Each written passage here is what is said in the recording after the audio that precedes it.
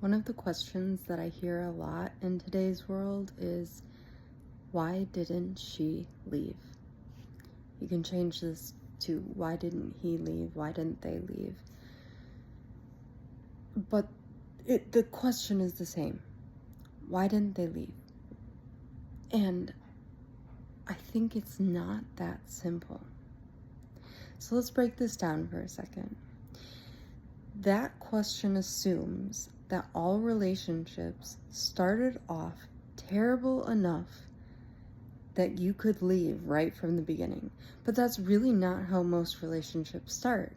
Especially abusive relationships, most of them start like any relationship. They start good, they start sweet, they start kind, because most abusers don't show their true colors right from the beginning, right? Like they come off as caring and kind and sweet, and then over time their colors start to show.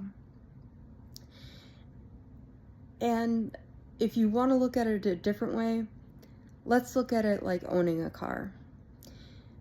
So everyone knows that you get different alerts with your car. So sometimes it's as simple as getting like a low gas sign, and I know every single one of us has said at one point, I'll get to that in a little bit, or even I'll do it in the morning. I'm guilty of this so many times. I'll do it before work in the morning, and then I'm scrambling. But there's all sorts of different alerts that we get on our car. Perhaps it's a check engine light, or perhaps it's a low tire pressure or whatnot. But there's all of these lights and signs that possibly come on. But the truth is, for a lot of us, if they're not making our car completely incapacitated, some of us just keep going because the car is still working. And sometimes that's how it is in a relationship as well, especially abusive ones. So say you're in a relationship and you start seeing those warning signs. Wow, they probably should not have spoken to me like that, but they're having a bad day. I know they still love me. I'll ignore that for now. You keep going. You take that warning signal and you push it away. Wow, they put their hands on me, and I know that they never do that. That's not them. And I'm just going to chalk that up to like them being drunk. And they would never do that again. They would never hurt me. And that's, I know that's a red flag, but it will never happen again. And I know that. It's a warning sign, but it's one of those things where maybe the rest of the relationship is still working in some way, form, or fashion, and so they keep going, right? It's not something where their car is on fire yet. It's not something where the whole relationship is falling apart yet. And so oftentimes you just keep going. You just keep chugging, and yeah, those things are in the back of your head, but things aren't exploding yet. And then unfortunately, by the time things are exploding, by the time your car is so completely in trouble, maybe it's on fire, maybe the airbags are going off, maybe you're in an accident, maybe your brakes went out.